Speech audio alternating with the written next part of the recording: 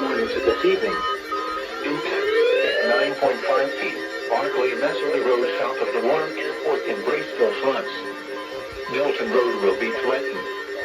Additional details at 3 a.m. Eastern Daylight Time Saturday. The stage was 9.4 feet. Forecast.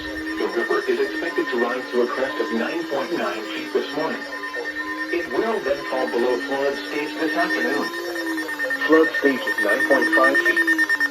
Please visit www.weather.gov/safety/flood for flood safety and preparedness information.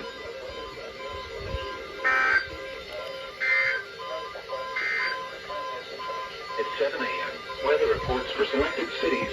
At Youngstown, light rain and fog were reported.